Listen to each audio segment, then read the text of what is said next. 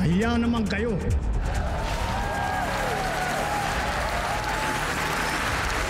Natutuwa pa nga yung ibang mga congressman dyan na hindi involved sa flood control pero involved sila sa ibang mga anomalya tulad ng asphalt overlay, mga road opening, mga bridges, mga cat's eye, mga rock netting, dyan sa solar lights. Napakarami pa. Alam mo, tuwa pa sila. Pumapalakpak because so far so good, hindi sila napapansin. Hindi lamang sa flood control pero may korupsyon din sa iba pang mga uri ng proyekto. At ayon kay Mayor Magalong, sangkot ang ilang mambabata sa tinatawag niyang isang malaking sindikato. Malaking pera rin daw ang nakukubra nila, pati ng mga kontratista. Ang punot dulo, ang umano'y budget insertions na isinisisi kay SP Cheese Escudero. At sa harap ng patong-patong na kontrobersya, mayroon daw nagmariwana isang joint session na iniimbestigahan na ng OSAA. Magandang gabi, ako po si Pinky Webb. Simulcast tayo sa DWAR Abante at 94.7 Mellow BFM. Ako naman si Willard Cheng. Mapapanood din tayo sa Beam TV 31, Signal Channel 24, Converge 74, Sky Cable Channel 33, TCL Smart TV at Samsung TV Plus. At ako si Corina Sanchez Rojas. Simulan na natin ang agenda.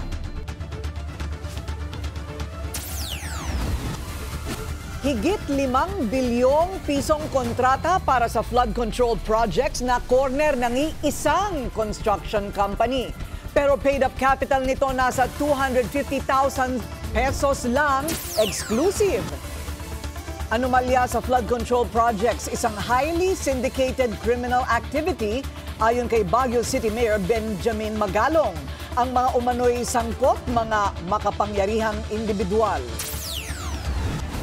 Budget season na, panukalang pambansang pondo sa 2026. Set for deliberations na sa Kamara. Pero mga issue sa 2025 budget dapat daw munang masagot ayon sa mambabatas. All is well sa kabila ng tensyon sa politika. PBBM, SP Cheese at House Speaker Martin Romualdez united sa isang event. Isa pang exclusive, staff sa Senado gumamit umano ng marijuana sa kalagitnaan ng sesyon. At E-Heads documentary na Combo on the Run, wagi sa film festival sa Greece.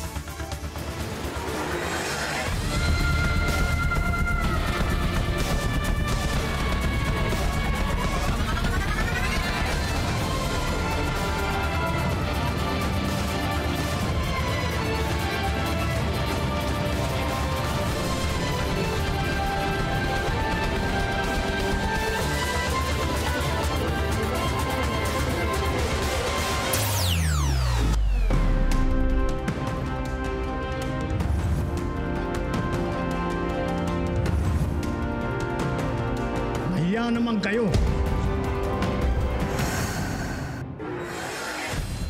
Higit 5 billion pesos. Yan ang halaga ng flood control projects na na-corner daw ng isang construction company mula 2022. Pero paano nga ba kung 250,000 pesos lang ang paid-up capital nito? Ang detalye sa exclusive agenda report ni Joash Malimban. Isa ang MG Samidan Construction sa top 15 most favored firms ng Department of Public Works and Highways para sa flood control projects mula 2022. Ayon sa data na nasa sumbong sa Pangulo.ph, nakatanggap ng halos 60 kontrata ang kumpanya mula 2022 na aabot sa mahigit 5 billion pesos ang pinagsama-samang halaga. Ang kumpanyang ito, pagmamay-ari ng isang Marjorie Samidan. Based ang kumpanya sa Mountain Province at lahat ng proyektong kanilang mga hinahawakan makikita sa Northern Luzon.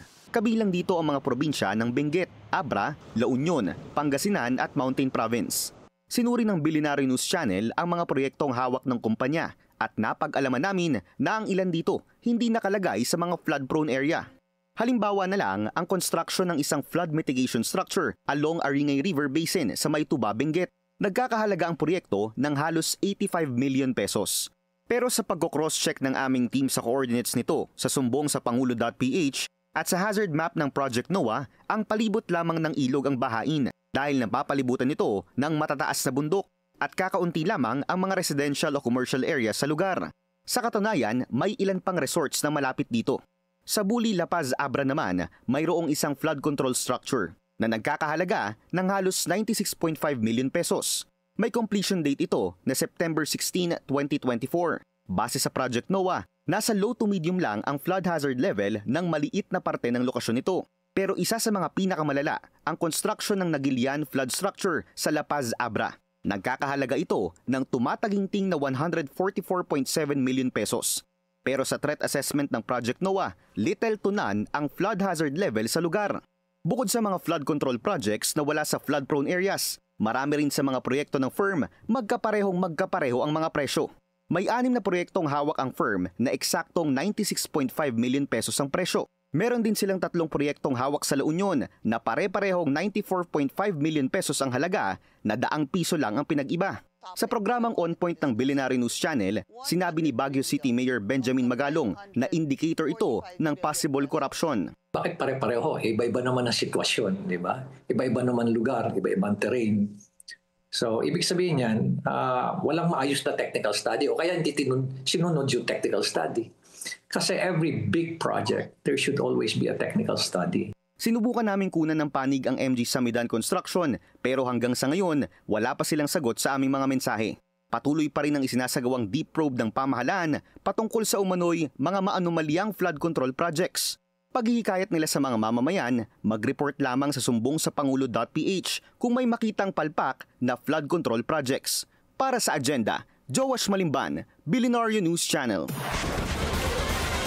Hindi lang umano sa flood control initiatives umiiral ang korupsyon, maging sa iba pang infrastructure projects.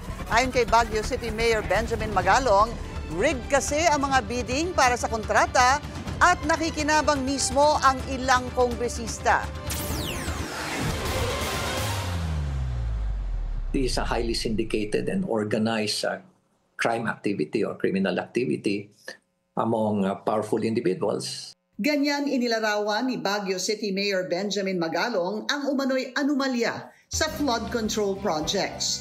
Contractor na yan. Una nang ibinunyag ni Lima sa PBBM na na-corner ng 15 contractor ang 100 bilyong piso o 20% ng pondo para sa proyekto.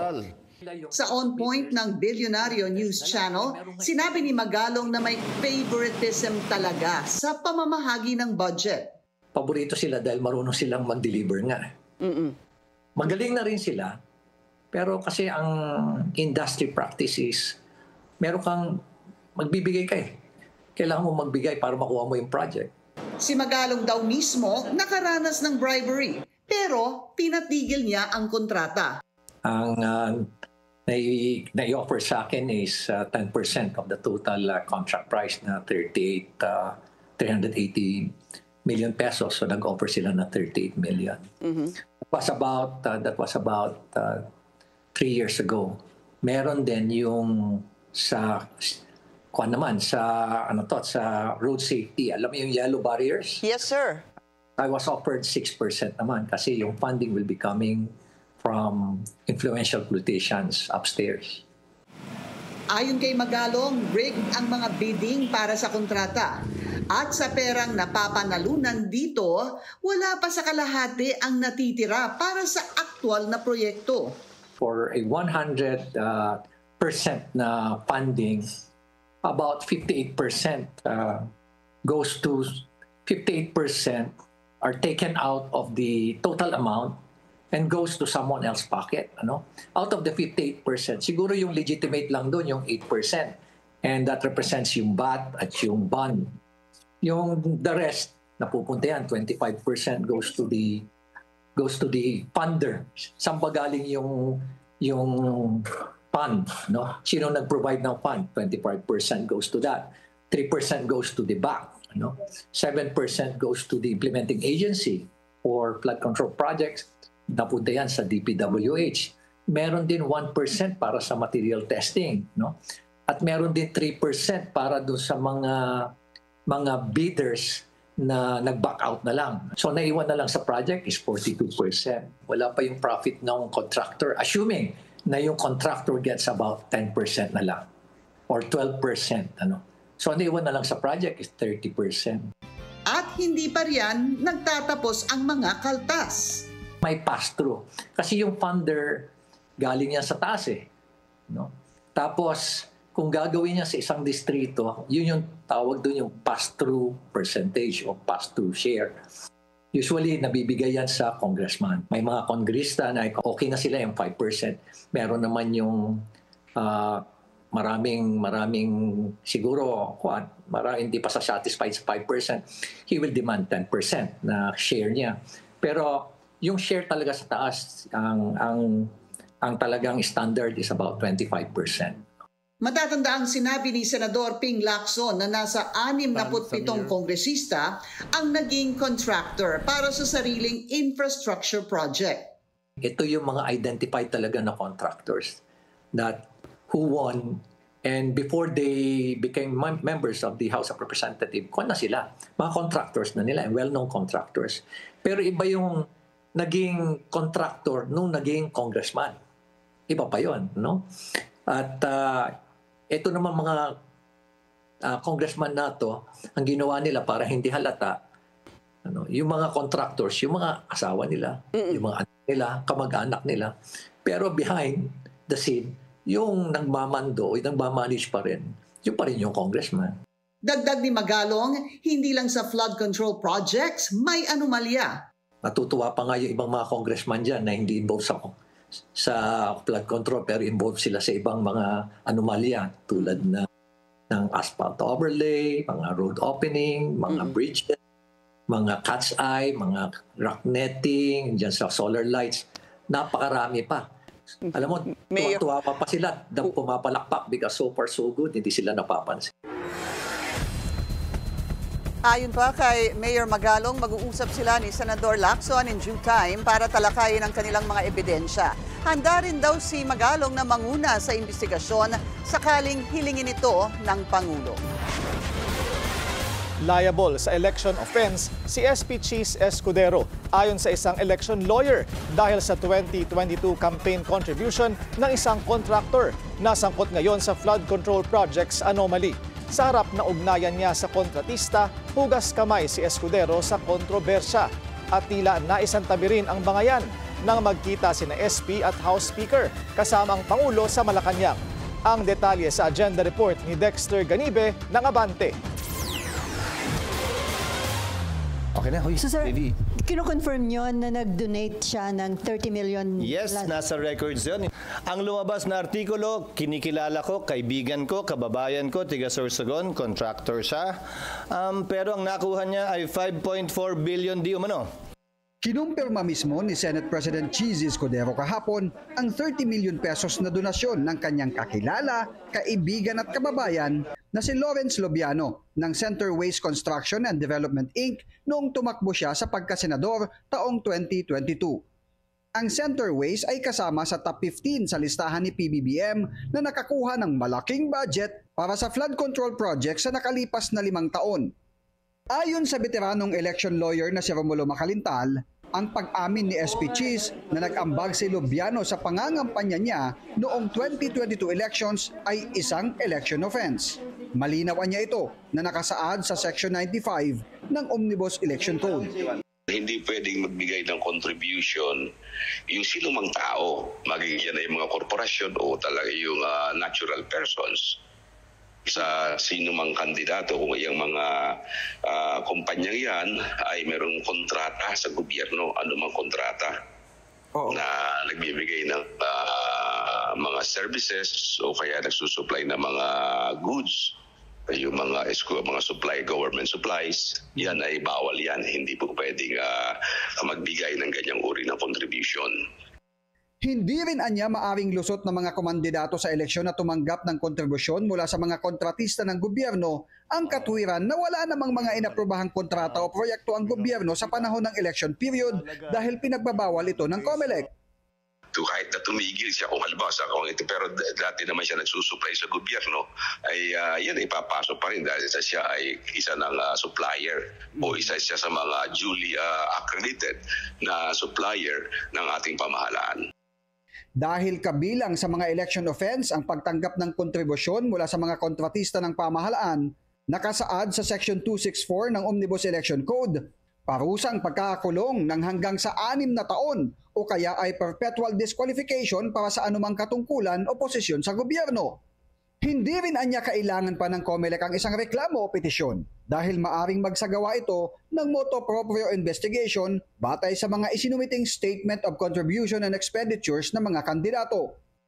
Kung may nalalaman ng COMELEC na isang bagay na maaaring may kaugnayan sa halalan na may paglabag sa election law, dapat yan tinitingnan ng COMELEC kahit walang petisyon. Yan ang sabi ng ating Korte Suprema. Kahit walang nagpipetisyon, kung sa pag-i-examine ng COMELEC ay may nakita silang paglabag, dapat nagkakaroon sila ng motu proprio investigation. Una nang tinawag ni SP Cheese na malisyoso ang mga artikulo na nag-uugnay sa kanya at sa pagkakopo ng Centerways Construction na malaking budget para sa mga flood control project ng gobyerno.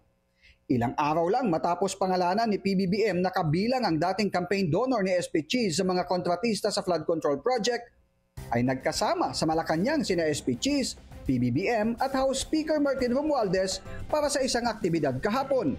Masaya at tila walang namamagitang issue sa kabila ng lantarang pagtukoy ni Escudero na mula sa Kamara ang nasa likod ng umano'y demolition job laban sa kanya gamit ang issue ng flood control budget insertion sa 2025 na tinaguriang ham and cheese insertions.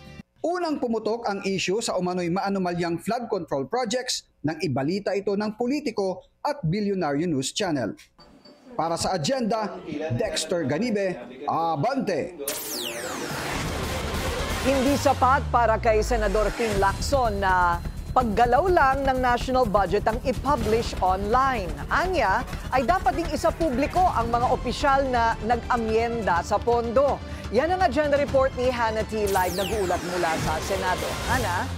So ano na ang latest sa isinusulong ng Senado na tinatawag yata nilang Golden Age of Transparency? Aber, sige nga. Corina, just in time for budget season matapos ang mahabang panahon ng aligasyon tungkol sa budget insertions at patungkol din sa mga pumutok na balita tungkol sa flood control projects, inadapt ng Senado ngayong araw ang isang concurrent resolution na mas nagpapatibay ng pagiging transparent ng budget process. Mas paiigtingin nito ang public participation sa mga budget deliberation through a feedback mechanism at inoobliga nito ang mga mambabatas na i-upload online ang paggalaw ng national budget. The most genuine transparency is full transparency. Kasi kung hindi rin full transparency, parang ano tawag dyan? Ayoko sabihin ng lolokohan, pero hindi rin fully transparent eh. It will defeat the purpose. Walang saysayang transparency kung hindi ito buo. Yan ang banat ni Senator Ping Lacson sa pagtalakay ng Senado sa isang concurrent resolution para paigtingin na ang transparency sa budget process. Dito sinisigurong makikita ng publiko ang buong galaw ng 2026 national budget online. Una na itong tinawag ni Finance Committee Chair Win Gatchalian bilang Golden Age of Transparency. Suportado naman ito ng lahat ng mga senador. Pero para kay Lacson, dapat isama sa mandatory online upload ang written individual amendments ng mga senador at House lawmakers para makilala kung sino ang proponent ng bawat dagdag pondo at mahuli kung biglang lumobo ang allocations. Wala kasing probisyon ito sa nasabing reso. What we should know or identify yung proponent. Kasi naandun po yung taguan eh. Pagka hindi ma-identify, back to the proponent or proponents of the amendment or amendments. Kanya-kanya tayo singitan na naman dyan, Mr. President. Paliwanag ni Gatchalian, makikita sa uploaded committee report ang mga pagbabago per program at office. Pero hindi laging matutunto ng orihinal na nagpanukala dahil amendments evolve over time. In other words, Mr. President, the original amendment that might not be the same with the final product. Ang concrete alternative para kay Gatchalian, siguraduhing uploaded ang committee report at final reading version ng budget. Sa kasalukuyan kasi, hindi ito posted online. Pero para sa budget hulk na si Lacson, that's not enough. Isa ngayon, bulag po tayo lahat eh. Nakita lang natin, bumukol sa isang district. No, from say 200 million, bigla na lang naging 15 billion. And we cannot identify. We cannot point to the district representative. Simply because yung iba nagpa-park. Anumang amendment, kahit amendment sa amendment, dapat mabasa ng publiko. Dapat din may malinaw na pangalan ng proponent. Doon daw kasi namamaniobra ang pondo. Kaya na-involved din yung mga ibang, mga ibang congressmen or even senators na magsingit ng kung ano. Anyway, hindi naman matry sa akin yan eh. That's my concern. Una nang nagkaroon ng aligasyon ng hundreds of billions worth of insertions sa pondo ngayong taon. Majority doon, tila napunta sa DPWH infrastructures at corrupt flood control projects. Inalala naman ni Senator Rodante Marcoleta ang 28 blank items sa naging 2025 BICAM budget report. Noong kongresista pa si Marcoleta, may nakita raw siyang 12 to 13 pages doon na may blank budget items. Nag-inquire pa raw siya sa House Secretary General pero wala raw siyang nakuhang access sa records, kabilang ang pinadalang enrolled bill sa Malacanang. Assurance ni Gatchalian, hindi ito mangyayari under his watch. So go ahead, Mr. Corina, mukhang ito na rin ang pagkakataon ng mga civil society group o CSOs na mag-participate sa budget deliberations dahil sabi kanina ni Senate Finance Committee Chair Win Gatchalian, magtatakda daw sila ng isang pagdinig kung saan pwedeng mag-participate itong ang CSOs at pwede silang mag-suggest doon maging ang budget cuts. For example, kung sa tingin nila ay mas malaki o sobrang laki ng inallocate na fund or pondo sa flood control, pwede nilang i-raise yun at iba pa. Corina. So Hana, sa concurrent resolution na yan, isisiwalat na ba ng mga senador kung sino ang nag-propose ng isang espesipikong amendment at anong amendment yun? Kasi hindi ba yun yung isa sa nagiging issue kapag budget season? Tama ka dyan, Corina, no? Actually, doon sa mismong concurrent resolution, walang nakalagay na section or provision about that. Pero kanina, sa plenary debate, no, sa pag-uusap ni na Senators Ping Lacson at Senator Win Gatchalian, ay napag-usapan nila itong amendment sa amendment. At pumayag naman si Senator Ping Lacson na kapag daw merong isang senador na nagtanong sa floor tungkol doon sa sabihin natin isang insertion or realignment or amendment, kailangang sagutin ito ng mismong Finance Committee Chair who amended what, who inserted what, kailangan yan sabihin or i-divulge nitong Finance Committee Chair nga at ang proponent kasama yung history at yung justification nung kanyang amendment. Corina. Naku, ang gandang mga plano. Sana magkatotoo. So live stream na nga ba ang BICAM sa publiko? Alam mo, Corina, isa rin yan dun sa positive development dahil dun sa mismong concurrent reso, sa last page mismo nung concurrent resolution number 4, nakalagay doon sa section 6, no, na both the Senate and the House shall ensure that all budget deliberations, including yung mga budget briefing, mga public hearing, plenary discussion, at maging ang bicameral conference committee shall be available and readily accessible sa publiko via digital live streaming. So, kung mapapansin natin, yan ay isang malaking shift dahil sa mga nakaraang budget season kasi, ito yung closed door na bicameral conferences meetings sa mga mambabatas kung saan usually nangyayari yung last-minute insertions na nagiging dahilan nga para magkaroon ng speculation yung publiko tungkol sa mga budget insertion. Balik sa'yo, Corina. Okay, at yan ang aabangan na naman ng publiko. Maraming salamat, Hannah T. Live nag-uulat mula sa Senado. At may counterpart si Senador Ping Lacson sa Kamara para magkaalaman. Full transparency rin ng budget process ang hirit ng isang kongresista. Ang detalye sa agenda report ni Mavic Trinidad ng Abante. Sino nga ba ang nagdagdag at sino ang nagbawas? Itong tanong ni House Deputy Speaker Ronaldo Puno sa kontrobersyal na 2025 national budget. At dapat anya, may managot dito.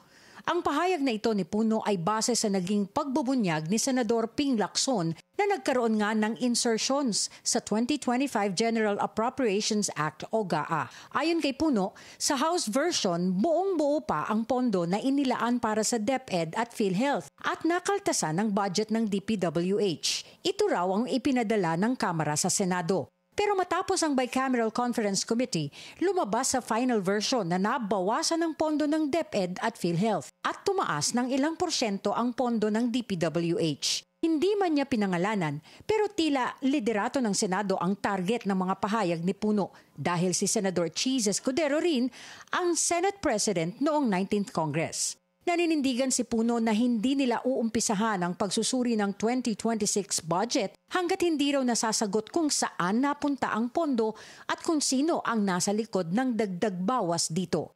Ayon kay Puno, pagtulong kay PBBM ang ginagawa nilang pagbusisi sa budget, lalo na't nagbanta ang Pangulo na hindi niya ito pipirmahan kung hindi ito naka-align sa prioridad ng kanyang administrasyon. Sa turnover ng 2026 National Expenditures Program ng Budget Department kanina sa Kamara, nangako si House Speaker Martin Romualdez na magiging bukas na sa publiko at sa media ang pagbusisi nila sa budget.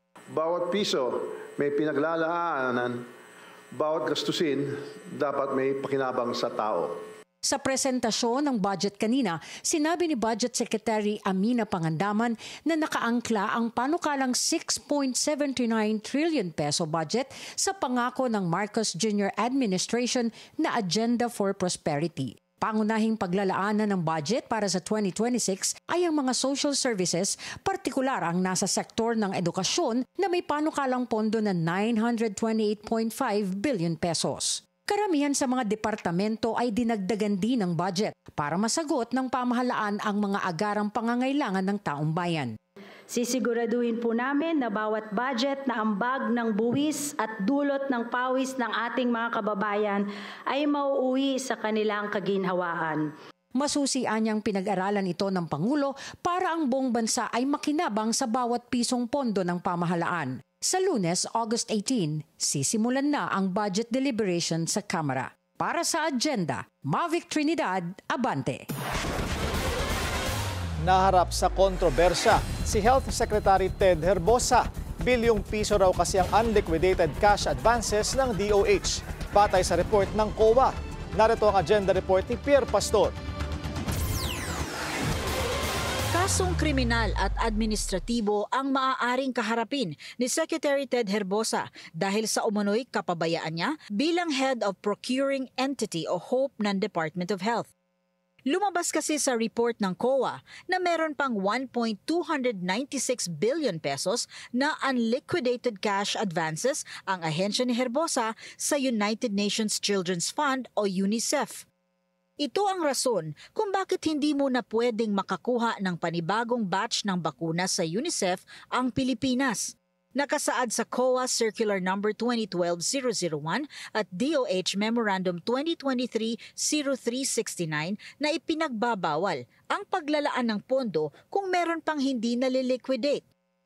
Ayon sa source ng Billionaire News Channel, ang report ay mula din sa DOH concerned employees na humiling kay Acting Ombudsman Mariflor Punsalan Castillo na imbestigahan si Secretary Herbosa. Hindi rin daw tinatanggap ang bagong request ng DOH para sa pentavalent, BCG at hepatitis B vaccines na nagkakahalaga ng 525 million pesos dahil sa hindi pa na ipaliliwanag na pinagkagastusan ng naunang bilyong pondo. Masasabing personally accountable si Herbosa dahil umano sa paulit-ulit na paglabag sa mga pinapasok na transaksyon ng DOH. Malinaw ang tagubilin ni PBBM sa kanyang ika-4 na SONA na paspasan na ang pagbibigay ng complete vaccination sa lahat ng mga bata sa buong Pilipinas. Pero tila magiging sanhi ng delay ng rollout ng nationwide immunization campaign ng Pangulo ang abiryang ito ng DOH. Lalo't nakaamba na mag-issue ng suspension order at notice of disallowance ang COA dahil dito. Naglabas pa ng audit observation memo ang COA nitong August 7 laban sa DOH dahil sa bagal ni Herbosa bilang head ng HOPE para iresolba ang urgent matters sa ahensya. Ang dapat na 7 days deadline, umaabot daw ng 8 buwan para aksyonan ni Herbosa ang mga issue. Humingi ng request for interview sa kalihim ang Billionaire News Channel pero hindi pa ito nagpapaunlak sa ngayon. Nagbigay lamang ng notification ang kanyang tanggapan na sinasabing hinihintay nila ang official service mula sa Ombudsman bago nila sagutin ang issue. Para sa agenda, Pierre Pastor, Billionaire News Channel.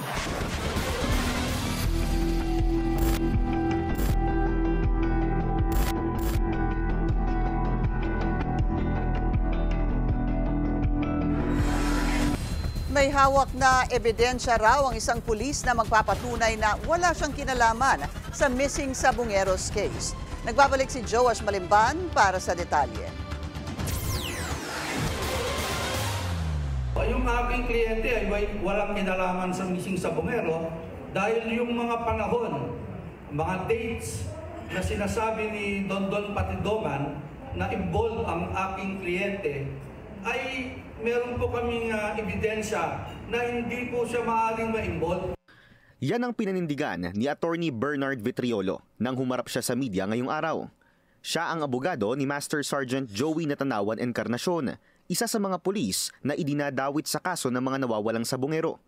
Ayon sa whistleblower na si Julie Dondon Patidongan, si Encarnacion ang nagmamay-ari ng palaisdaan sa Batangas, kung saan ipinaliligpit umano ang mga Sabongero. Ani Attorney Vitriolo, fabricated ang mga akusasyon ni Patidongan at tila merong sabwatang nagaganap para madiin ang mga akusado. Base raw kasi sa impormasyong kanyang nakuha mula sa isang anyay reliable source, lumutang ang 12 security personnel na mga dati raw empleyado ni Patidongan noong July 17. Naghain daw ang mga ito ng kani-kanilang mga sinumpaang salaysay sa CIDG na natanggap daw ng isang Colonel Alex Santos. Pero kwento niya, hindi raw ito iniakyat ng CIDG sa Department of Justice. Ibig sabihin, hindi raw ito makakasama sa isinagawang evaluation ng prosecution sa inihaing reklamo ng pamilya ng mga missing Sabongero. Paano may evaluate ng DOJ na parehas, patas at equitable, impartial ang mga darating sa kanilang papeles o affidavits na iimbestigahan nila kung kulang ito? So ang aming request sa CIDG ay dalhin doon para ma-evaluate ng DOJ. Sa liham na ipinadala ni Attorney Vitriolo kay Police Brigadier General Christopher Abrahano ng CIDG, humihingi siya ng kopya ng affidavits ng mga umano'y former employees ni Patidongan. Ipinadala ito noong August 3, pero wala pa raw sagot sa kasalukuyan ang PNP sa kanya. Kabilang sa mga pangalang nabanggit ni Attorney Vitriolo, sina Rogelio Borican Jr. at Rodeo Aniguig, ilan sa mga itinuro ni Patidongan na directly involved sa pagdukot sa mga Sabongero.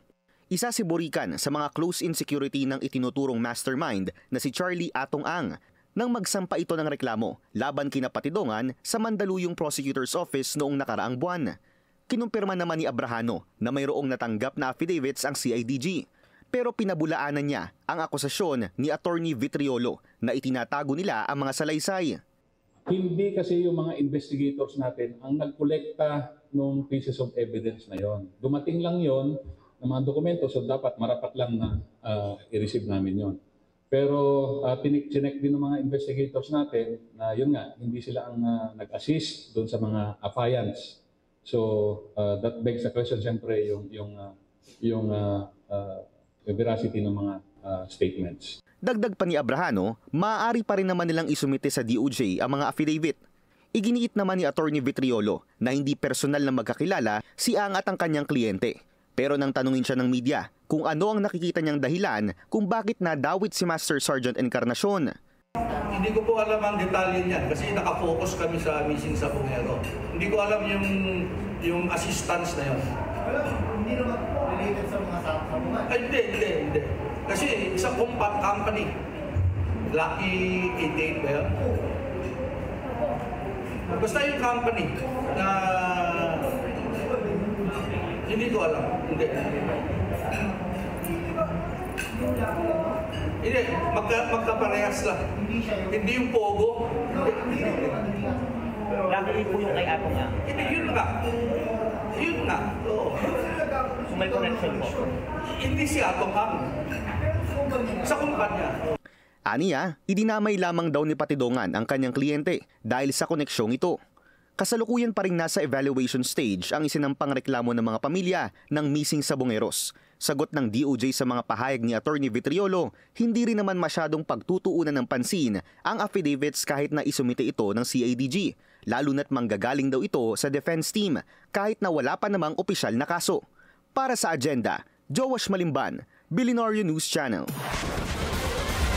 Staff sa Senado gumamit umano ng marijuana sa kalagitnaan ng sesyon. Susunod yan sa agenda.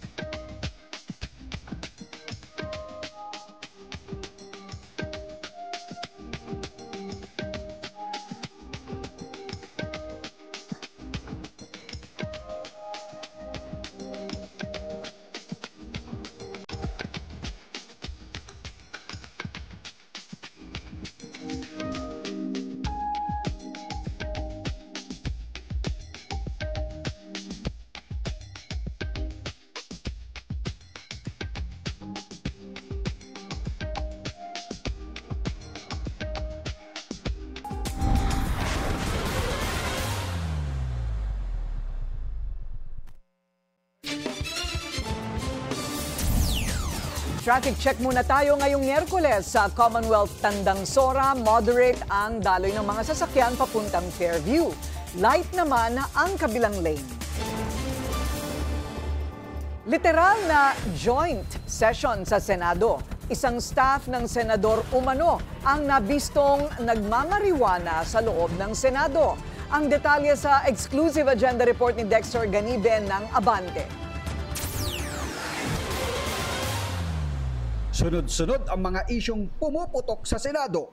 Mula sa umano'y demolition job para mapatalsik si SP Cheese para walang maging balakid sakaling magsampa ulit ng impeachment complaint versus BP Sara sa Pebrero ng 2026. At ang bonggacious at engranding birthday party ni Senate Majority Leader Joel Villanueva sa National Museum kahit lubog pa sa baha ang ilang kababayan sa Bulacan. Ngayon, issue naman ang nagtsutsongke sa loob ng Senado. Sa report ng Politiko, nangamoy MJ ang Senado sa kalagitnaan ng sesyon. Nagmistulang sniffing dog sa mga kawani ng Senate Sergeant at Arms para hagilapin kung sino ang nakascore na pumasok sa session hall. Natunto naman ang isang babaeng staff sa isang CR sa Senado na nangangamoy tsongke.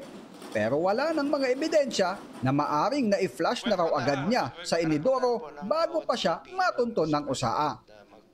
Ayon kay Senate Sergeant at Arms Major General Mau Aplasca, nag-iimbestiga na sila batay sa lumabas na artikulo ng Politiko.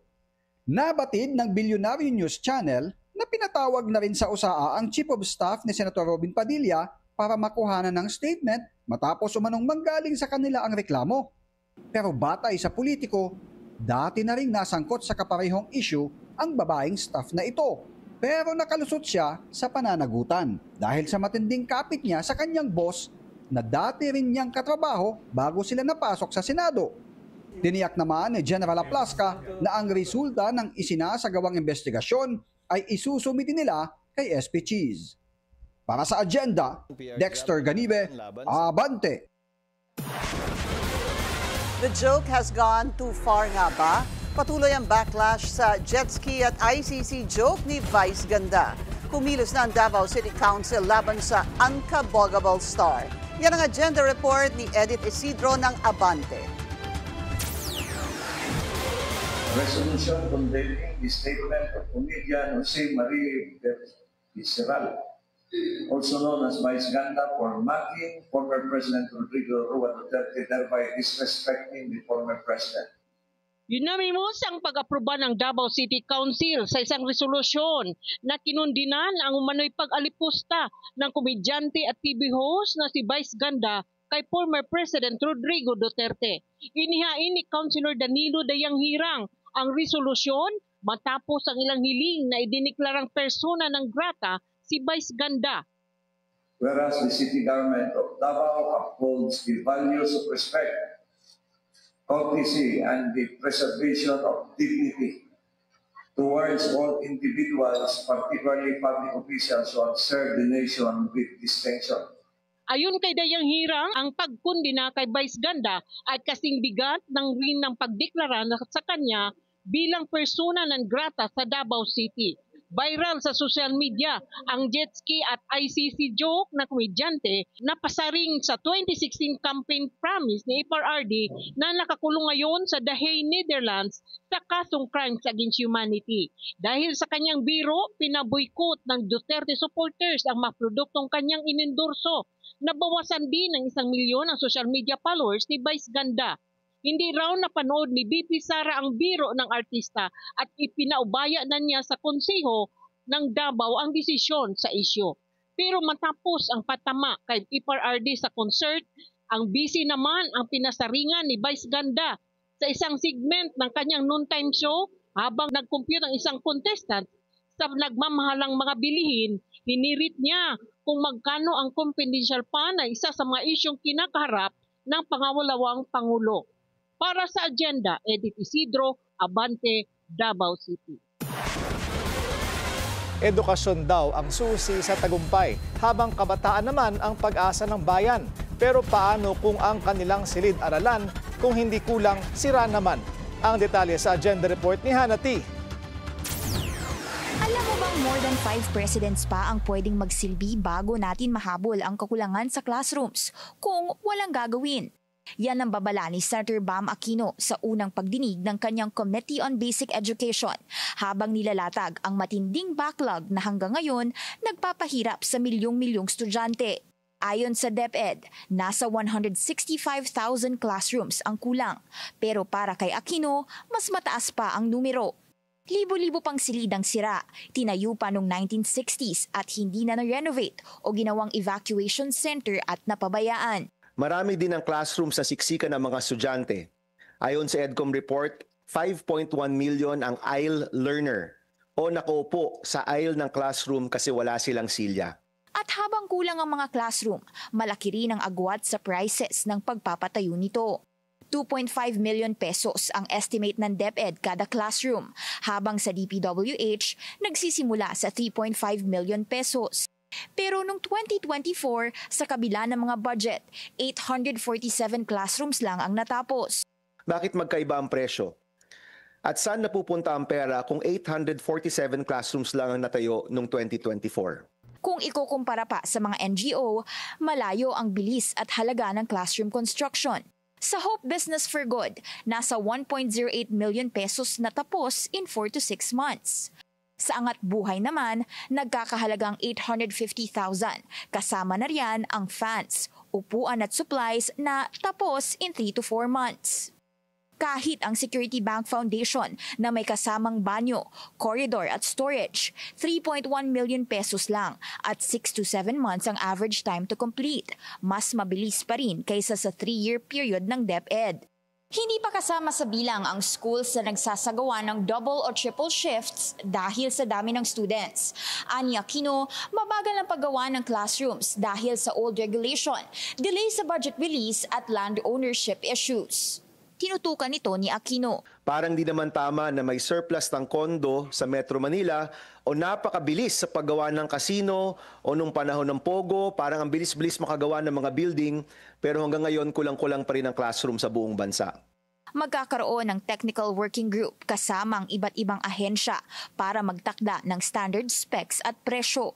At ngayong may go signal na ang Pangulo para sa construction ng 40,000 classrooms, hamon ni Aquino sa agencies, alisin ang mga balakid at higitan pa ang target na ito. Para sa agenda, Hannah T., Bilyonaryo News Channel.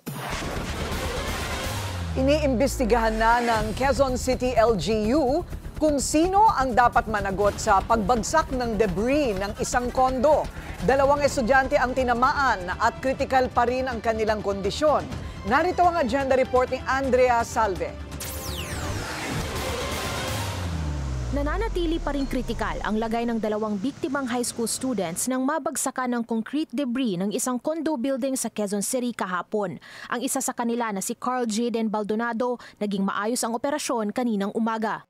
Siyempre, since na bugbog po yung kanyang ulo, under observation po siya ng 10 days kung mabubuhay po siya. So kailangan pa po namin ng patuloy pong panalangin. Kasi totoo naman po talaga na may milagro eh.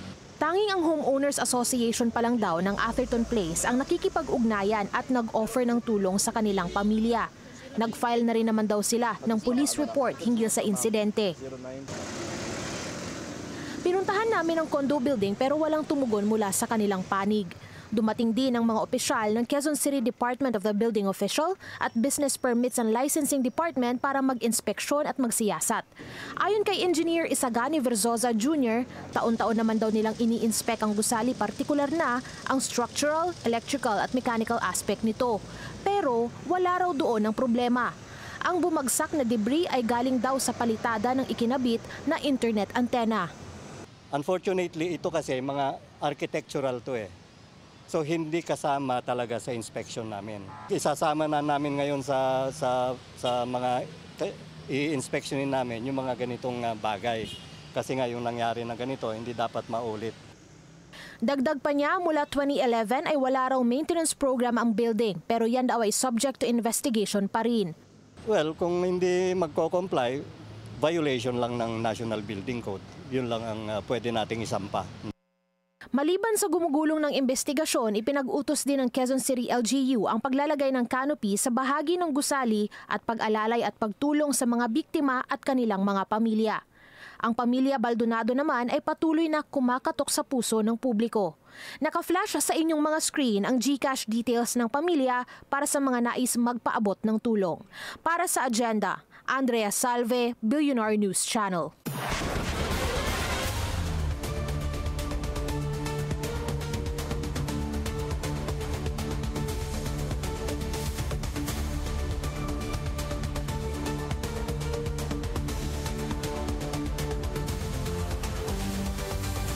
Desidido ang PLDT na harangin ang Konektadong Pinoy Bill na pirma na lang ni PBBM ang hinihintay bago maging ganap na batas. Alamin kung bakit sa Agenda Report ni Sujin Kim. Handang umabot sa korte ang PLDT kung lalagdaan ni PBBM ang Konektadong Pinoy Bill.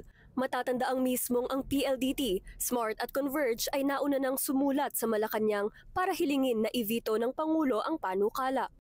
We're hoping that it will not be signed by the President into law, but if this is signed into law, then we have our option to go to court to raise the issues of constitutionality. Ayon sa PLDT, una sa mga isyong ito ay ang paglabag umano sa batas na dapat iisa lamang ang subject ng isang panukala. Ikalawa, may favoritism daw sa data transmission providers. The data transmission providers are being given so much benefits which are not being given to the telcos also. So in a sense, there is a discrimination against the telcos. Ikatlo, ang probisyon sa open access na hindi lamang daw sakop ang passive assets tulad ng sa ibang bansa, kundi lahat ng assets ng telco. They're requiring us to open our assets, all our assets to data transmission providers without the condition that it must be essential. Here, it is like they don't have to build infrastructure because they can just access our assets. That's not how open access works. So it's like a right of way. May pangamba rin dahil sa ilalim ng panukala, maaaring makapasok ang mga bagong providers ng walang security clearance sa unang 2 taon nito. You create as many cybersecurity threat for us and for our subscribers. Sa gitna ng mga issue, nanindigan si PLDT Chairman at CEO Manuel Pangilinan na hindi sila tatalikod sa serbisyo anuman ang mangyari. Layunin ng Konektadong Pinoy Bill na bawat Pilipino kahit saan mang parte ng bansa ay may pantay na akses sa mabilis at abot-kayang internet. May 10 business days na lamang bago ito mag-lapse o automatic na maging batas sa August 24, kahit pa hindi pirmado ng Pangulo basta't hindi ito na veto. Para sa Agenda, Sujin Kim, Billionaire News Channel. Asahan na ang mas madaling pagbiyahe sa MRT at LRT station simula sa susunod na buwan. Ilulunsad na kasi ng DOTR ang specialized at discounted beep cards para sa mga qualified passengers. Narito ang agenda report ni Paulo Barcelon. Asahan daw na next month, ready na ang customized beep cards na nakaprogram na ang 50% discount sa seniors, PWDs at lahat ng estudyante sa LRT at MRT stations. Ayon kay Transportation Secretary Vince Dizon, bunso dito ng kabi-kabilang reklamo sa mga pila ng discounted rail tickets. Hindi na rin daw aabutin ng 5 araw ang seniors at PWDs dahil sa September, 5 minutes na lang, makukuha na nila ang kanilang sariling beep card. Starting, I think yesterday or today, seniors, PWDs, and students in all the lines, LRT 1, 2, and MRT3, wala nang kailangang fill-upan. Papakita lang nila yung kanilang mga ID, senior citizen, PWD, at student ID, at dire-diretso na sila. Ang ilang estudyante at senior na nakausap namin, pabor sa nasabing proyekto dahil malaki raw ang maitutulong nitong maibsan ang kanilang travel concerns. Dati po kasi kailangan pa po parang bumili ng single journey, which is ang dami po talagang pila and nalilate po ako minsan. Kasi kung papaano ko sa yung talagang rate ng pamasahe, talo ka na, wala kang pagkakakitaan.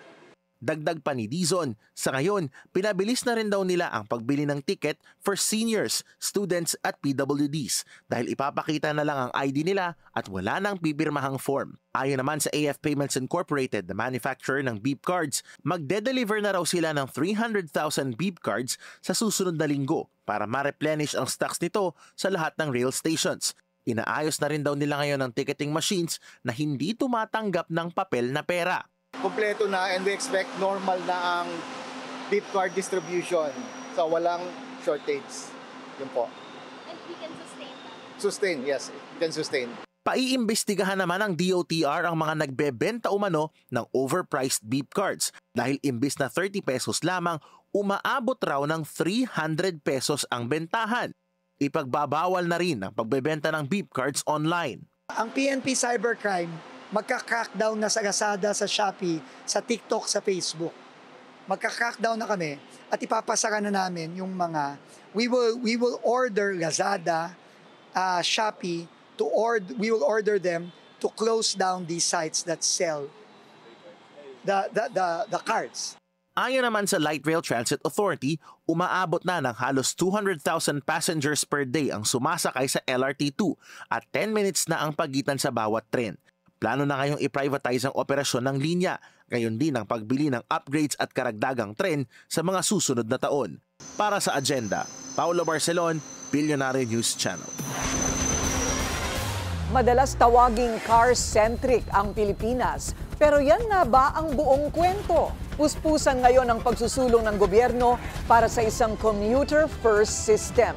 Kapag nagtagumpay ito, ay pwede daw magbago ang araw-araw na biyahe ng milyon-milyong Pilipino. Yan ang agenda report ng ating mobility correspondent, G. Baroga. Todo kayod ang DOTR sa pagpapaganda ng pampublikong transportasyon para mapagaan ang biyahe ng bawat Pilipino. Mula sa pagsasaayos ng EDSA busway, pagbabalik ng mga Dalian trains, hanggang sa pagpapabilis ng big-ticket projects tulad ng subway, MRT-7 at Cebu BRT, malinaw ang mensahe ng gobyerno, unahin ng mga commuter. Si PBBM mismo ang nagsabing hindi na optional ang pag-ayos sa public transport. We've taken it as far as we can, and we've seen examples around the world. Yung mga lugar na talagang sumobra ng traffic dahil lahat ng tao, walang public transport, walang bus, walang tren, walang subway. Ay siyempre lahat kailangan bumili ng sasakyan, bibili ng motor, bibili ng auto. Kaya nagkaka-traffic ng husto. Sa mahabang panahon, tila laging kotse ang sentro ng transport planning sa bansa. Pero ngayon, mukhang nagkakaroon na ng malinaw na pagbabago. We have jeepneys, and not everybody has to have their own car, especially if they don't have their own parking lot. So yeah, I don't believe it's very car-centric. For me, in my opinion, they should improve more on the public service, but in public transportation talaga. Una, kung titignan mo sa paligid, hindi lang puro Japan-made, halos pinasok din tayo ng China, Vietnam. So aside from noon, yung mga luma natin sasakyan, hindi pa naman ganun din talaga na nababatas na hanggang ilang taon lang sila pwedeng gamitin. So hanggang ngayon, ginagamit. Tapos hindi naman tayo nagdadagdagan ng kalsada. Para kay Vince Soco, chairman ng GT Capital Auto and Mobility Holdings, the focus should be on mobility, not just cars. I think a lot of countries are not really car-centric, but mobility-centric. Because to move an economy, to move a society, you need vehicles and you need transportation. I guess for the Philippines, the public transport system is still not adequate. But to be fair, again, I'd like to say that's probably more evident in the Metro Manila area than in all parts of the country. Ayon kay Soco, tumataas ang benta ng sasakyan sa mga probinsya, isang senyales ng economic growth para sa Pilipinas. We're higher than Vietnam in terms of the number of vehicles per thousand population, and Thailand and Malaysia and Singapore are well ahead of us with 200 cars per thousand population. Dagdag pa niya, the government's infrastructure program is critical to people's mobility, both for public and private transport. Para naman kay Ulysses Ang, the country's car-centric nature is not by choice, but out of necessity. Our public transportation infrastructure is still not the same level as our neighbors. For example, like you mentioned Singapore or maybe even Japan, no? Or Korea, for example. So I think the moment we our public infrastructure or our public transportation would reach levels which the general public would find convenient, then I think there's going to be a natural shift. Kung mangyayari ito, bawas stress din daw sa parking, car maintenance at gas. I'm just hoping that the government won't do an atras abante. Hopefully it's all moving forward because I feel that it may be slow, but at least we're moving forward. Malayo pa ang biyahe para sa isang commuter-first na Pilipinas, pero malinaw na ang direksyon. Ngayon, hindi na lamang kotse ang bida, kundi pati ang mga commuter na araw-araw bumabiyahe para sa kanilang pangarap at pamilya. Para sa Agenda, G. Baraga, Billionarian News Channel. Estudyanteng binaril ng dating kasintahan sa Nueva Ecija, pumanaw na. Susunod yan sa Agenda.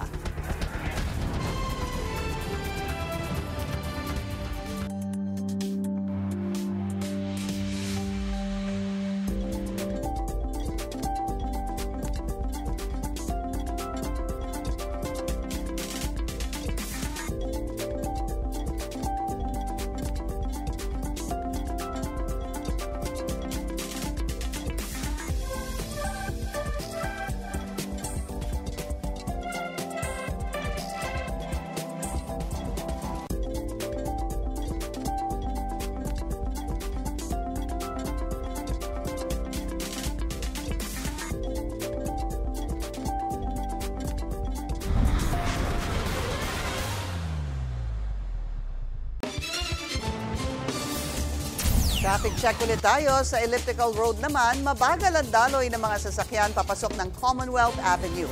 Mabilis naman ang kabilang lane. Binawian na ng buhay ang dalagitang biktima ng school shooting sa Nueva Ecija. Isang principal din ang binaril sa Midsayap, North Cotabato. Ang detalye sa agenda report ni Paulo Barcelon. Kinumpirma ng Nueva Ecija Police Provincial Office na pumanaw bago mag-alas 7 kagabi ang biktimang si alias Lea dahil sa tinamo nitong tama ng bala sa ulo. Ayon kay Nueva Ecija Police Chief Colonel Heril Bruno, ilang araw nang nakakabit sa life support ang dalagita at bumigay na raw ang katawan nito. Sa Dr. Paulino J. Garcia Memorial Medical and Research Center sa Cabanatuan City dinala ang biktima matapos siyang barilin ng kanyang 18 anyos na dating nobyo sa Santa Rosa Integrated School noong isang linggo. Nakaburol na ngayon sa kanilang bahay sa Santa Rosa ang biktima. Patuloy pa ring inaalam ng mga otoridad kung paano napasa kamay ng sospek ang baril. Kahapon, nakipagpulong na rin ng Schools Division Office ng Nueva Ecija sa lokal na pamahalaan para paigtingin ng seguridad sa lahat ng paaralan sa probinsya at para paigtingin na rin ang mental health support sa mga estudyante, guro at iba pang school personnel. Samantala, isang school principal naman ang pinagbabaril ng mga di pa kilalang sospek sa Midsayap, North Cotabato. Kinilala ng DepEd Regional 12 Office ang principal na si Arlene Alcebar na nagmamaneho lamang papasok ng eskwelahan nang mangyari ang insidente. Stable naman na raw ang lagay ng punong guro matapos ang pangyayari. Sa panayam ng programang Parekoy sa DWAR Abante, sinabi ni DepEd USEC for Operations Malcolm Garma na dahil sa nagpapatuloy na insidente ng karahasan sa mga eskwelahan, lalo pang pinaigting ng Department of Education ang pagpapatupad ng mental health programs at seguridad sa mga paaralan. Isa po sa mga paraan upang maiwasan, importante po dito yung counseling. Sa ganon, bago pa ho mangyari, nakikita na natin o nararamdaman na natin sino po yung mga mag-aaral na maating iba na yung pagkilos nila o iba na yung naiisip. Importante po dito yung nakakausap sila. Ayon pa kay Garma, bukas din sila sa kautusan ng DILG na maglagay na rin ng mga barangay tanod sa paligid ng mga eskwelahan. Para sa agenda, Paulo Barcelon, Billionaire News Channel. Nakakalusot pa rin ang mga pogo. Sa Davao City, 8 dayuhan ang arestado. Ang detalye sa agenda report ni Edith Isidro ng Abante. 8 Chinese national ang inaresto ng NBI Region 11 dahil sa umano'y pagpatakbo ng illegal pogo hub sa Monte Highlands Subdivision sa Buhangin, Davao City. Ikinasang operasyon, bunsod na rin ng reklamo ng homeowners ng subdivision dahil sa mga umano'y hinalang mga aktibidad sa residential property. Na-recover sa loob ng inupahang bahay ang mga personal computer at mga smartphone na ginagamit daw ng mga suspect sa kanilang online gaming operation. Sa hiwalay na operasyon ng NBI Southeastern Mindanao Regional Office, 3 babae ang nasagip sa tangtang human trafficking sa Francisco Bango International Airport. Ay nakuha namin dito dahil wala itong mga kaukulang mga dokumento na they are supposed to work in the bar in Singapore without any yung mga visa, contract of employment, and they don't pass the process in the DMW or Department of Migrant Workers. Iniimbestigahan na ng NBI ang posibleng pagkakasangkot ng ilang mga immigration personnel sa kaso. We have ongoing manhunt operations as of this time yung sa mga recruiters, but luckily, hindi pa namin nauli at this time. Ang mga nasagip naman ay over naman sa DSWD. Para sa agenda, Edith Isidro, Abante, Davao City. Suportado ng League of Cities of the Philippines ang sweeping online gambling ban ng DILG. Git ng LCP, sagaba lang sa serbisyo publiko ang online sugal. Hinihikayat din ng grupo ang publiko na isumbong ang sinumang lokal na opisyal o empleyado na lumalabag sa kautusan. Ayon sa memorandum ng DILG, bawal ang anumang online gambling sa mga LGU at attached agencies tulad ng PNP, NAPOLCOM, BFP, BJMP at National Youth Commission. Sakop ng ban ang lahat na elected and appointed officials sa provincial, city, municipal o barangay level.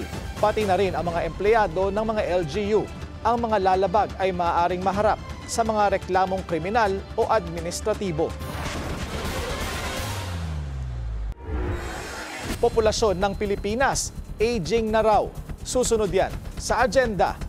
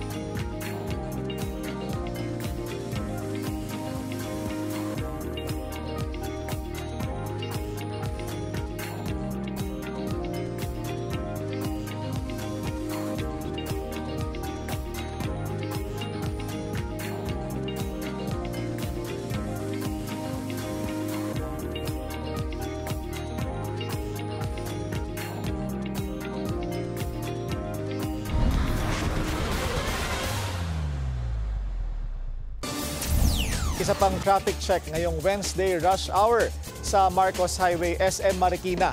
Mabagal ang daloy ng mga sasakyan sa eastbound lane. Mabilis naman ang westbound lane. Balak maghain ng mga opisyal ng diplomatic protest kaugnay sa paghuli ng Amerika sa higit 20 tripulanting Pinoy. Wala raw kasing ebidensya laban sa mga seafarer na biktima lang umano ng selective enforcement.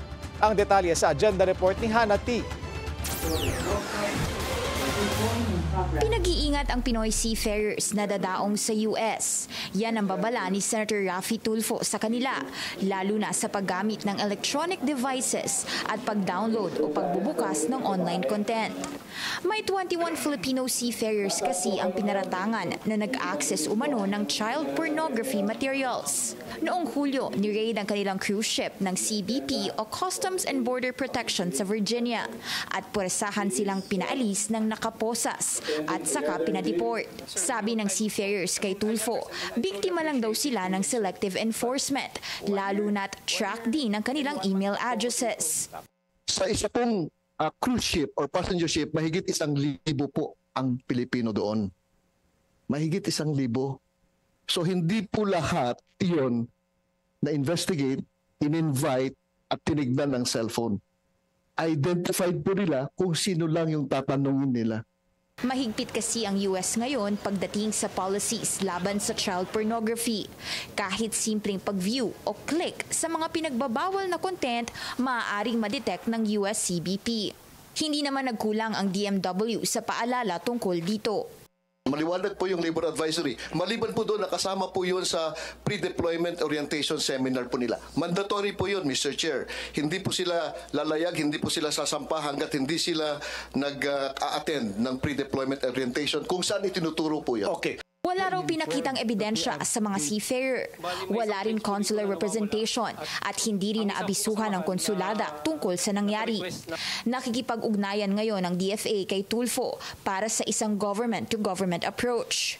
Tinitignan ngayon ng mga opisyal ang posibilidad ng paghain ng diplomatic protest para hilingin sa kanilang US counterparts na maglabas ng evidence against our seafarers.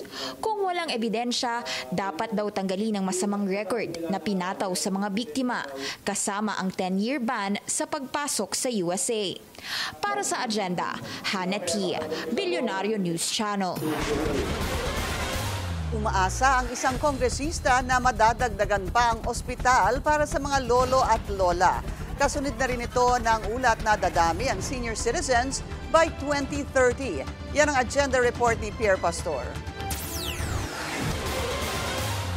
Itinuturing na aging na ang population ng Pilipinas ayon sa Commission on Population and Development. Ibig sabihin lumalaki ang bahagdan ng mga taong may edad 60 pataas. Bumabagal daw ang pagdami ng bagong ipinapanganak pero tinatayang dadami ang senior citizen pagdating ng 2030. Kaya swak ang Expanded Senior Citizen Law at pagtatatag ng mga geriatric hospital na muling itinutulak ni Senior Citizens Party List Representative Rodolfo Ompong Ordanes sa 20th Congress. Nag-iisa lang kasi ang geriatric hospital sa bansa, ang Doña Eva Macapagal na malapit sa Malacanang. Kaya gusto ng congressman na madagdagan ito para sa mga dumaraming matatanda.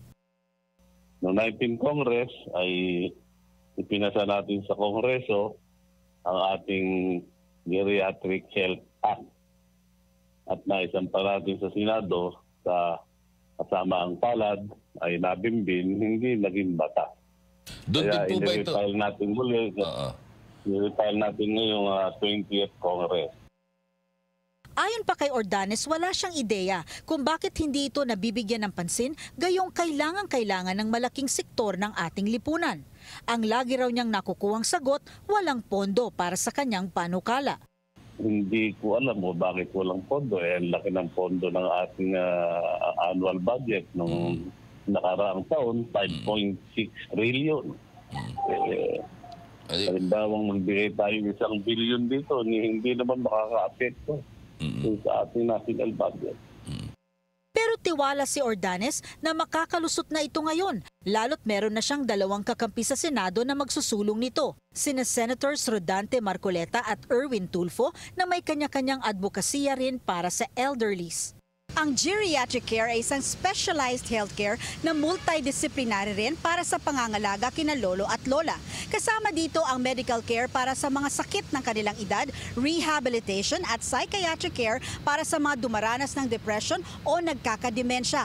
Bukod pa ito sa kailangan nilang tulong para sa kanilang daily activities na hirap na silang gawin. Para sa Agenda, Pierre Pastor, Billionaire News Channel.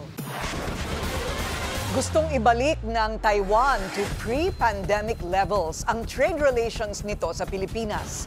Parehong tinamaan ang dalawang bansa ng sweeping tariffs ni US President Donald Trump. Narito ang agenda report ni Soo Jin Kim.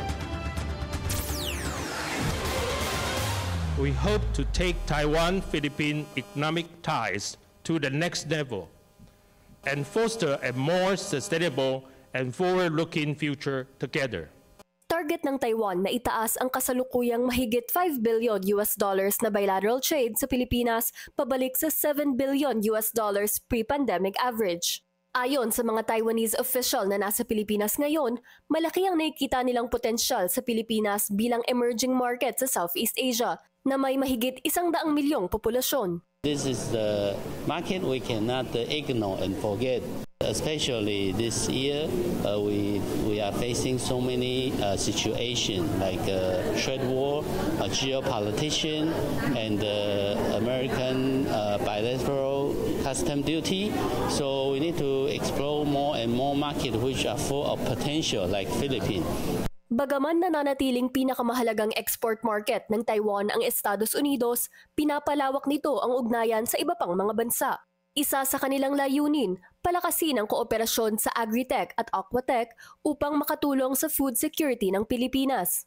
Most important, we're facing the problem like the weather change, global warming, especially we have same issue of the cyclone, typhoon.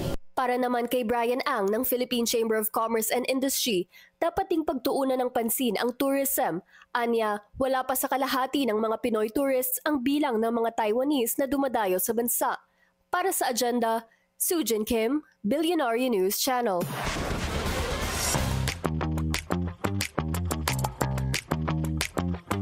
What happened, Kim? Yan ang tanong ng followers ni Kim Chiu matapos silang mag-unfollowan ng kanyang kapatid na si Lakam Chiu. Bukod dito, napansin din ng netizens ang cryptic caption ng aktres sa isang post. Anya, Alt plus F4 reality for a second, na ang meaning sa desktop keyboard ay to shut down. Sa isang family gathering, hindi rin present si Lakam na masasabing super close ni Kim. Noong 2023, isa sa naging birthday wish ni Kim was for the immediate recovery of her sister, who at that time had gone through an undisclosed health crisis. It's never too late to achieve your dreams. Former TV actress Marjorie Barreto proves this as she graduates from college sa edad na 51. Sa social media post, dinedicate ni Marjorie ang kanyang success sa kanyang mga anak. Anya, full support sila sa kanyang lifelong dream. Nag-thank you din si Marjorie sa friends and loved ones niya who inspired and talked her out of her panic and anxieties. Marjorie finished her degree in Communication Arts at the Philippine Women's University. EHED's documentary na Combo on the Run, wagi sa Film Festival sa Greece. Susunod yan sa agenda.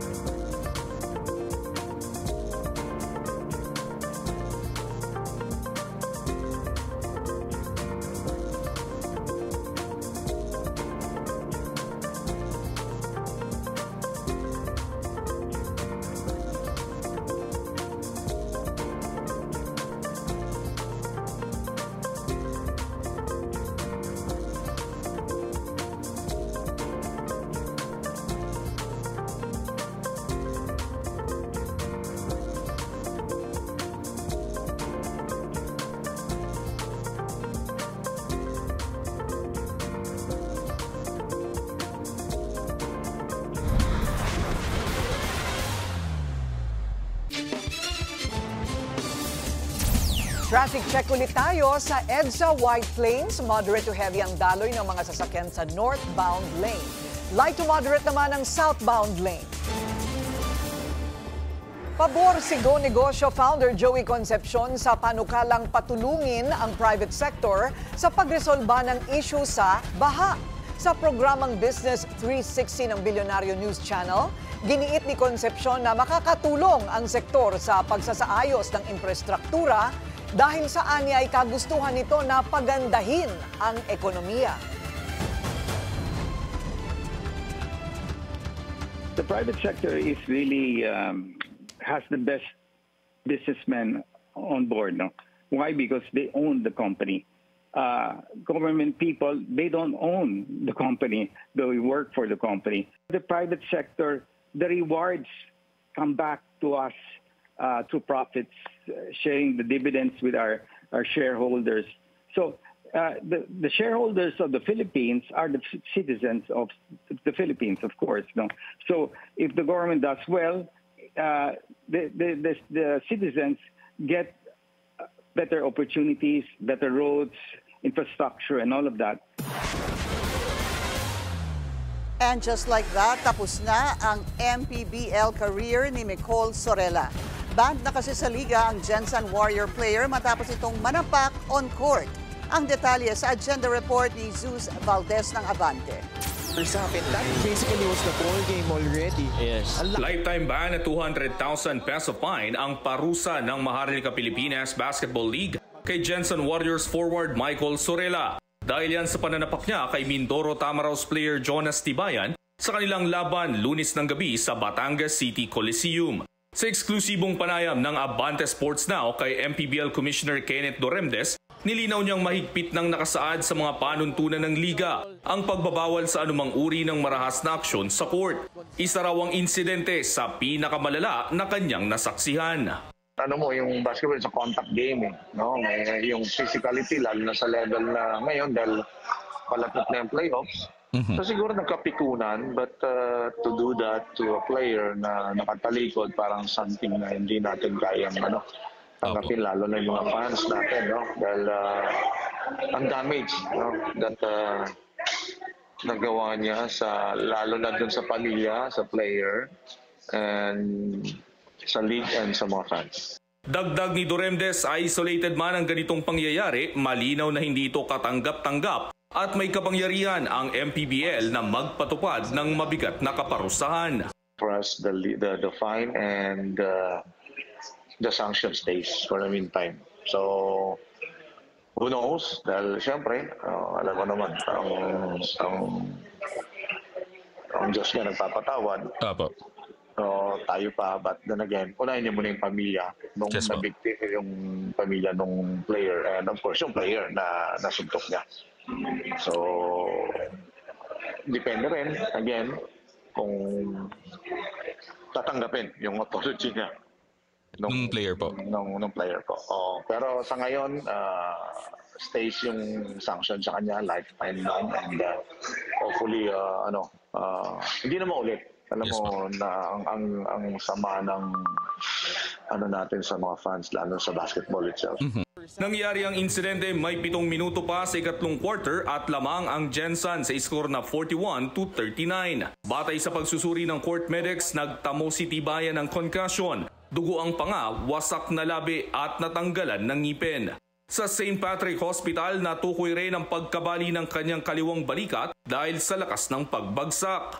Patuloy namang nire-review ng Games and Amusement Board ang game footage para matukoy kung may karagdagang parusang ipapataw kay Sorella.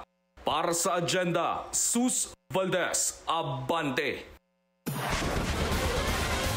Kapapasok lang na balita, nilagdaan na ni Pangulong Bongbong Marcos ang panukalang magpo-postpone sa barangay at sangguniang kabataan elections. Sa ilalim ng bagong batas, move to November 2026 ang eleksyon, imbis na ngayong Desyembre. Una nang sinabi ni COMELEC Chairman George Garcia na tuloy-tuloy pa rin ang preparasyon ng poll body. Mayroon pa rin daw kasing posibilidad na mag-issue ng TRO ang Korte Suprema, oras na may magsampa ng petisyon laban dito.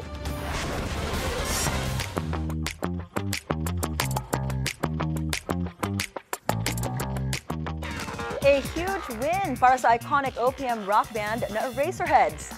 Wagi ang kanilang docu-film na Combo on the Run sa isang international documentary and film festival sa Greece. Nanalo itong bilang Best International Feature Documentary at napili rin bilang closing film ng festival. Producer Diane Ventura expressed her gratitude and says it's a privilege to carry our country's voice and music from the Eraserheads, no less. Prior to its European premiere, una nang napanood dito sa Pilipinas ang E-Heads docu at na-screen na sa San Diego Comic-Con 2025.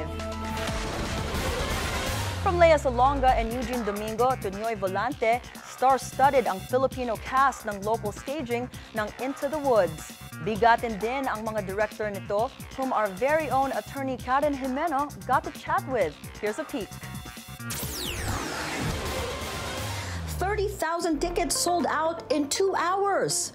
Sold out ang stage musical Into the Woods Manila, showing now until August 31 at the Samsung Performing Arts Theater sa Circuit Makati.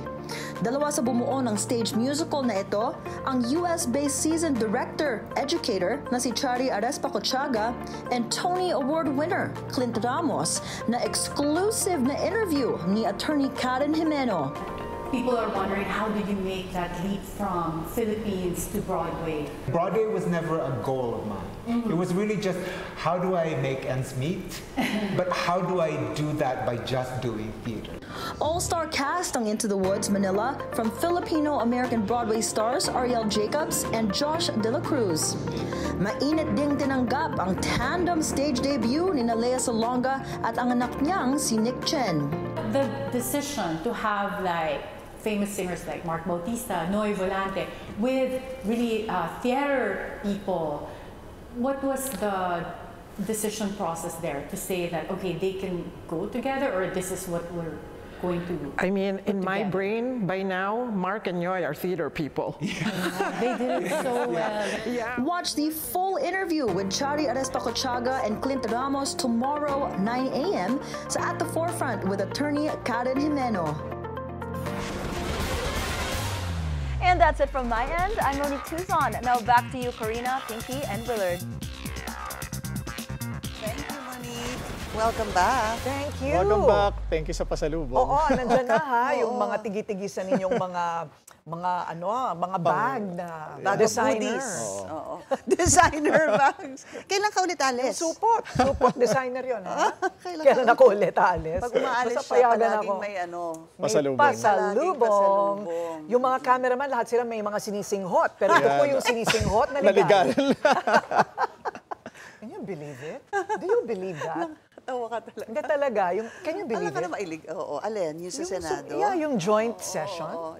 Literal na joint, sabi nga ni joint session. Dexter. Oo. Literal na joint. Tsaka si Dexter talaga ang tawag pa niya, Chonky. Chonky. Di ba? Kailan ba yung tinatawag 80s na 80s yun, oo. girl. Ilang taon na ba si Dexter? Si Dexter, ayun, parang ipinanganak siya 1960s. Batang Oo, 60s. Batang 60s yan. Chonky? Oo, can you imagine? But you know, it's about time, no? Tingin mo. To what? Na maglatigo na. Like what Ping Lacson was saying, Senator Lacson, about the budget. Okay. Sabi nga ni Dexter, sunod-sunod ang mga issue sa Senado. Tama naman si Senator Lacson. For a long time, a lot of people get away with a lot. Yeah. Hindi ba? So yung budget na yan, ewan ko kung sino ang magtsatsagang magbantay at makinig. Yun nga. Actually, yun din yung sasabihin ko. Kasi even if, sigurado marami sa atin ang, ako, manonood ako. Pero sa totoo lang, pag pinanood ko yan, maiintindihan ko ba talaga and will I be able to catch up? Right. Yun ang tanong. Kaya maganda yung sinabi ni Senator Ping na kung ikaw, Senator Corina, gusto mo mag-amend, ilalagay dapat si Senator so-and-so nag-amend ng ganito, ng ganitong halaga para saan. Oo. Para alam natin, di ba? Meron tayong checking. Makikita natin edit history. Tama. Kung sino yung nag-edit. Oo. Sino And yung this will be very nag-propose. helpful to Yeah. investigative journalists or investigative online vloggers. Kasi kung hindi man ako, kasi ako hindi ako manonood niyan. Hihintay na lang kita sa sasabihin mo sa akin. Pero there are a lot of bodies and a lot of people who are into that and ang daming magbabantay niyan. Isipin mo, pera natin yan.